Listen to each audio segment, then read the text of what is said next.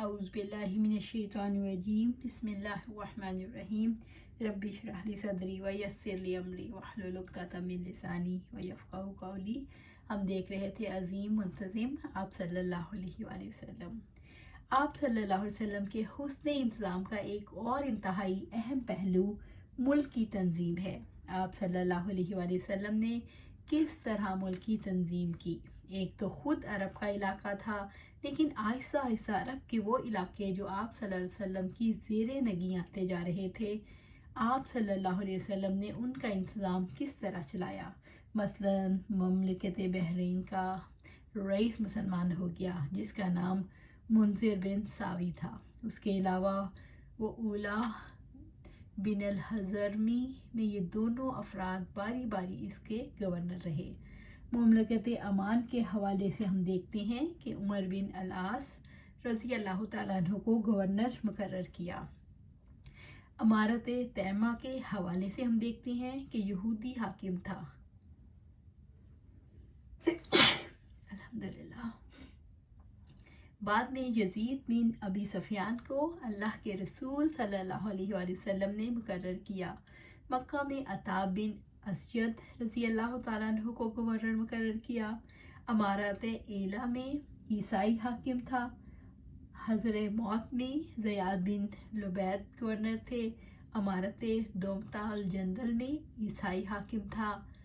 کندہ میں خالد بن سعید رضی اللہ تعالیٰ عنہ گورنر بنے۔ امارت نجران میں عیسائی حکمران تھا، اور بعد میں عمر بن حزم گورنر رضی اللہ تعالیٰ عنہ گورنر بنے۔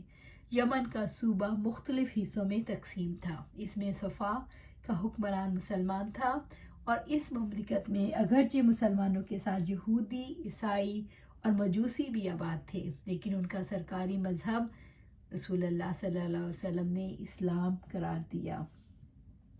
رسول اللہ صلی اللہ علیہ وسلم نے افسروں کا انتخاب بھی کیا کرتے تھے۔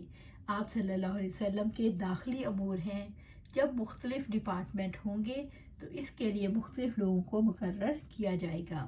ایسے ہی رشتہ داری اور تعلق داری کی بنیاد پر نہیں، قبیلے ہونے کی وجہ سے نہیں، کوئی اور حوالہ بھی نہیں، بلکہ رسول اللہ صلی اللہ علیہ وسلم کے پیش نظر ایک ہی بات رہتی تھی، تقوی اور اہلیت۔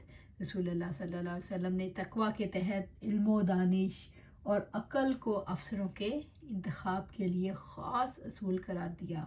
رسول اللہ صلی اللہ علیہ وسلم نے افسروں کا امتحان بھی لیتے تھے۔ اس امتحان کو اگر آپ دیکھنا چاہیں تو معاذ بن جبل رضی اللہ تعالیٰ عنہ کو آپ صلی اللہ علیہ وسلم نے یمن کا گورنر بنا کر بھیجا۔ اس موقع پر بھی آپ صلی اللہ علیہ وسلم نے پوچھا کہ معاذ یہ بتاؤ، جب آپ وہاں کوئی فیصلہ کرو گے تو کیسے کرو گے؟ تو انہوں نے کہا اللہ کی کتاب سے مدد لوں گا۔ آپ صلی اللہ علیہ وسلم نے پوچھا اگر وہاں حکم نہ ملے تو انہوں نے جواب دیا کہ آپ صلی اللہ علیہ وسلم کی سنت اور آپ صلی اللہ علیہ وسلم کے فیصلوں کے مطابق فیصلہ کروں گا۔ رسول اللہ علیہ وسلم نے پوچھا اگر ان دونوں میں نہ پاؤ تو؟ فرمایا میں ان دونوں کی روشنی میں اجتہاد کروں گا۔ ان کے اس جواب پر اللہ کے رسول صلی اللہ علیہ وسلم نے فرمایا اللہ کا شکر ہے کہ اس نے اپنے رسول کے نمائندوں کو صحیح فیصلہ کرنے کی توفیق عطا فرمائی۔ یہ امتحان تھا حضرت معاذ بن جبل کا۔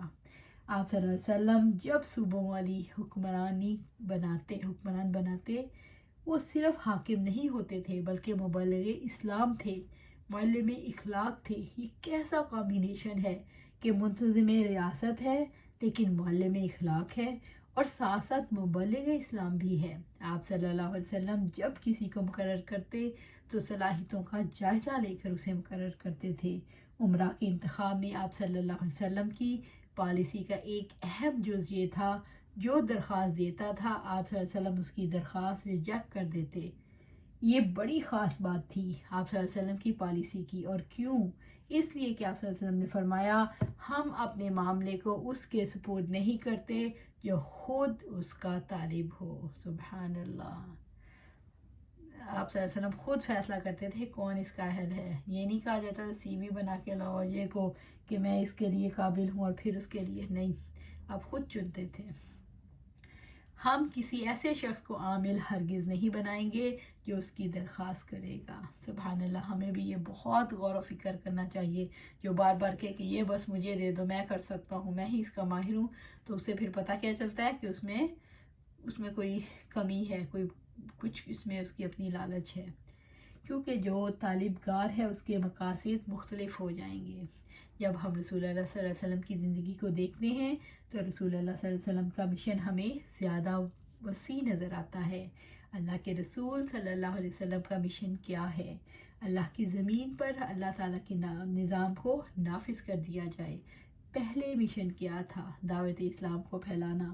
13 برس تک یہ مشن رہا، اور پھر مدینہ آتے ہی اب مقصد زیادہ وسیع ہو گیا۔ آپ صلی اللہ علیہ وسلم کے لیے کرنے والے بہت سے کام تھے۔ مثلاً اگر ہم دیکھیں تو مہاجرین کی آباد کاری کا بظاہر ہمیں بہت بڑا مقصد نظر آتا ہے، لیکن آباد کاری کے لیے آپ صلی اللہ علیہ وسلم کے سامنے کیا بات تھی کہ اگر مہاجرین کو کسی ایک ایسے طریقے سے آباد کر دیا تو مہاجرین کا ایک الگ گروہ بن جائے گا اور انصار کا ایک الگ گروہ، اور آپس میں ان کی درمیان پھر کبھی وہ محبت پیدا نہیں ہو سکے گی جس کی بنیاد پر اگلے بڑے بڑے کام لینا مطلوب تھے۔ پھر مدینہ کی تاریخ اس بات کی گواہ تھی کہ وہ کسی طرح 2 گروہوں میں بٹے ہوئے تھے، اوس اور خزرج کی شکل میں۔ کس طرح قبائل آپس میں برسرے بیکار رہتے تھے۔ خود جنگیں باعث اس بات کی گواہ ہے۔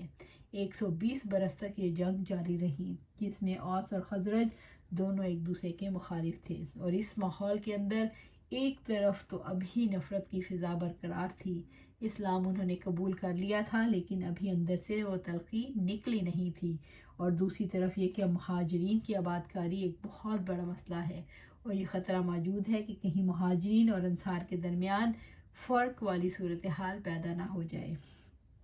اب اگر ہم اس پرسپیکٹیو میں دیکھنا چاہیں کہ رسول اللہ صلی اللہ علیہ وسلم کی فہم و فراست نے کیسے کام کیا تو سمجھنا زیادہ آسان ہو جاتا ہے۔ اللہ کے رسول صلی اللہ علیہ وسلم نے اس مقصد کے لیے مواخات کا سلسلہ قائم کیا۔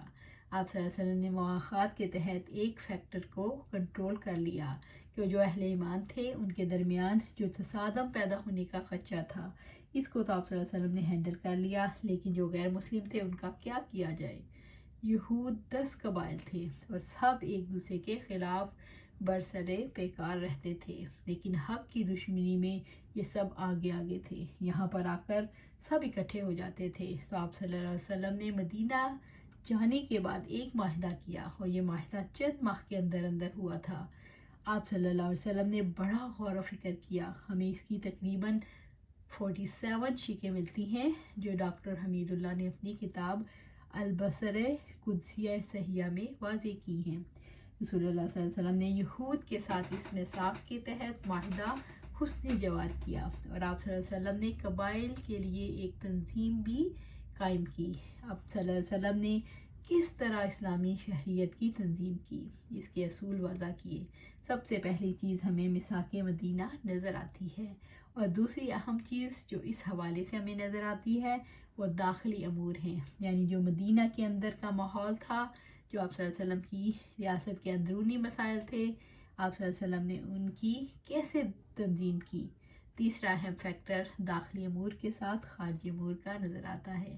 ہم وضاحت کے ساتھ دیکھیں گے کہ اس میدان میں آپ صلی اللہ علیہ وسلم نے کس فراست اور تدبر کا مظاہرہ کیا۔ انشاءاللہ آج یہی ختم کرتے ہیں، کل پھر دیکھیں گے کہ کس طرح خارجی امور کا داخلی امور کے ساتھ خارجی امور کا کیسے آپ نے انتظام کیا، کیسے منتظم تھے رسول اللہ صلی اللہ علیہ وسلم کا ہم کل دیکھیں گے۔ اور یہاں جو ہم نے بات سیکھی ہے کہ ہم نے بہت دیکھنا ہے کہ جب بھی کسی کو اپوائنٹ کرنا ہے اس کے مطابق کرنا ہے کہ جو اس کی اہلیت ہے، ایسے نہیں کرنا کہ جو آ گیا ہے اور جو چاہتا ہے اور جو ہم کہتے ہیں کہ ہاں واقعی یہ اس میں مشہور ہے اور یہ ہے بڑا ہے، کیونکہ بڑا لوگ ہم کہتے ہیں کہ چلو اس کی زیادہ چل جائے گی، اس کے پاس زیادہ انفلوئنس ہے تو یہ کام کر لے گا۔ نہیں، دیکھنا ہے تقویٰ اور اس کی قابلیت۔ تو انشاءاللہ ہمیں اللہ اس کی توفیق عطا فرمائے اور اس پہ